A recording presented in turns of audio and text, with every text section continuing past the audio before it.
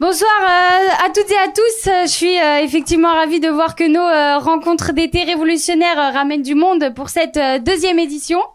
Et moi, ce soir, je voulais d'abord parler d'écologie parce que depuis quelques années maintenant, on assiste à de plus en plus de manifestations de la jeunesse pour le climat.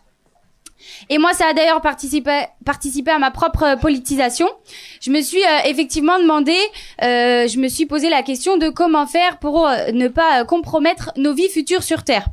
Et vous imaginez bien que, vu que je suis là aujourd'hui, c'est parce que j'ai bien compris que le petit geste pour le climat, c'est le renversement du capitalisme.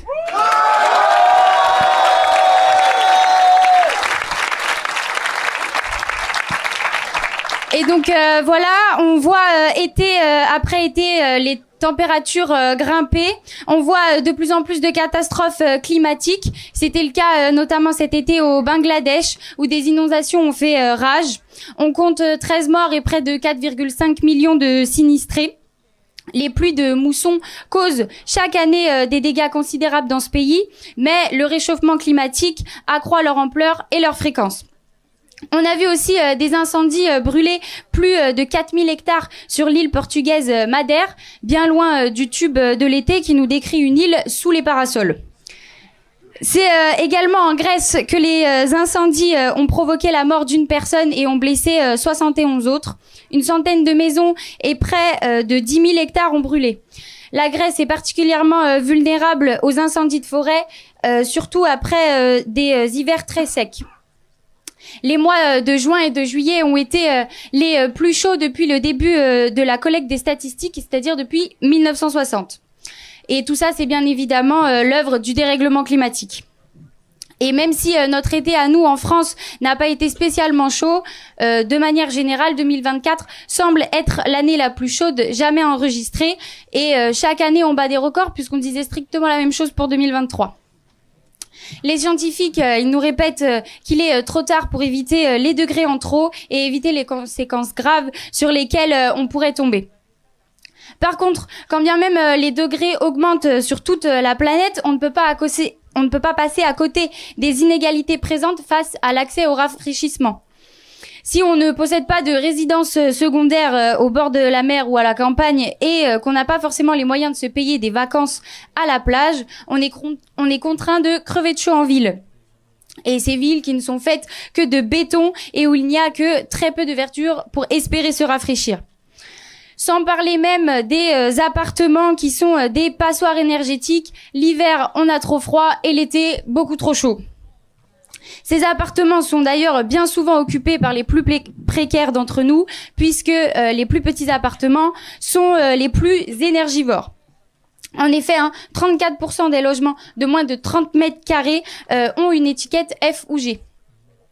Et pour rassurer les propriétaires, le DPE, Diagnostic de performance énergétique, a pris le soin de simplifier le calcul pour les logements de 40 mètres carrés ou moins.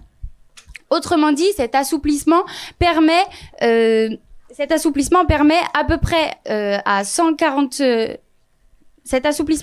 permet à peu près de 140 000 logements de sortir du statut de passoire énergétique en améliorant donc leur classe énergétique. Cela implique qu'encore énormément de locataires ne pourront pas bénéficier de travaux de rénovation dans le but d'accéder à des logements décents. Et pourtant, aujourd'hui, bon nombre de travaux liés à la rénovation énergétique sont en grande partie quand même subventionnés par l'État. Bref, face au réchauffement climatique, nous ne sommes pas tous égaux et je n'ai cité qu'un exemple, mais ils sont pourtant nombreux. Concernant l'accès à un logement peu consommant en énergie ou alors sur la bonne alimentation ou la bonne utilisation de la voiture, la transition écologique a un prix et il est toujours suffisamment élevé pour que la culpabilité soit remise sur les classes populaires.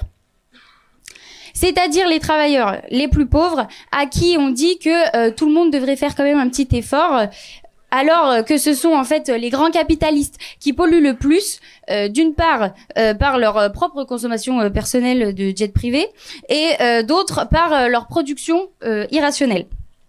Alors disons-le, en fait nous n'avons aucune leçon d'écologie à recevoir de la bourgeoisie qui ne produit que dans le but de faire toujours plus de profit.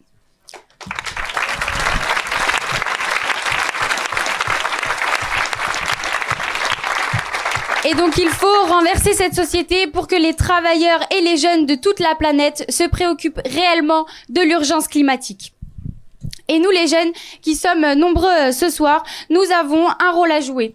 Que l'on soit ouvrier dans les entreprises ou que l'on soit étudiant, nous pouvons être une jeunesse communiste révolutionnaire en nous battant avec l'ensemble des travailleurs qui ont la force de renverser cette société capitaliste.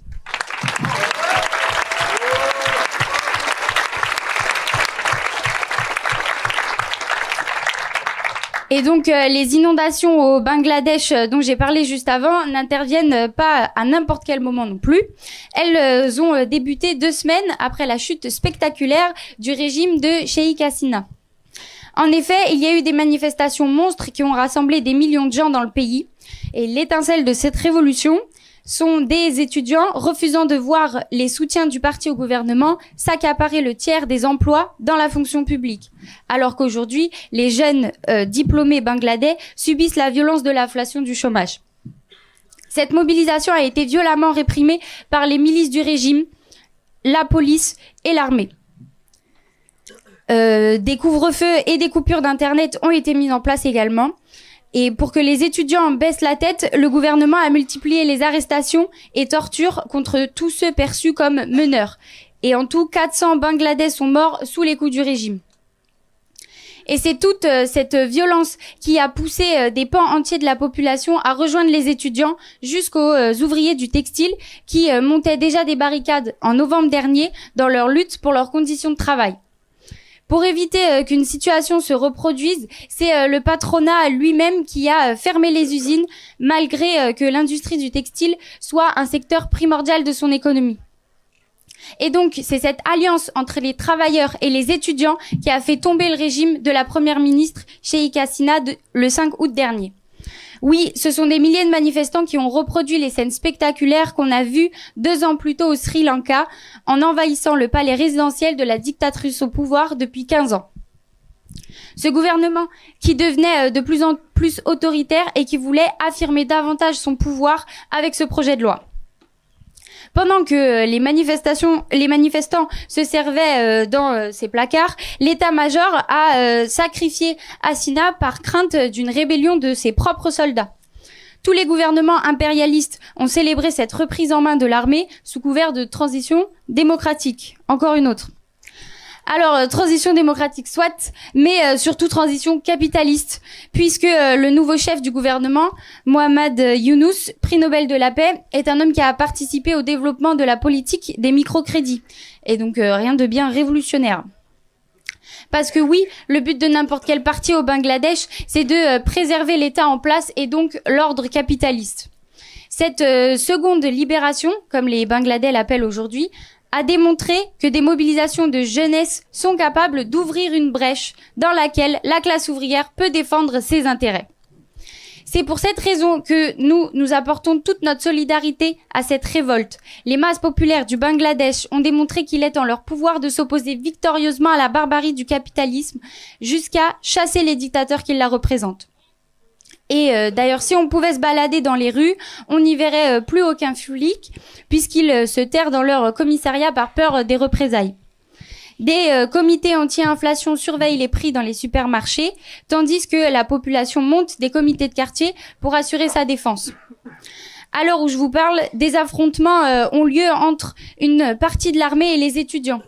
Les capitalistes veulent un retour rapide à l'ordre, alors que les travailleurs entrent dans la danse en se mettant en grève pour le paiement de leur salaire. Et il est en leur pouvoir aussi de ne pas se laisser voler leur victoire, en jetant les bases d'un pouvoir qui soit le leur. Une démocratie émerge d'en bas, elle émerge de la mobilisation.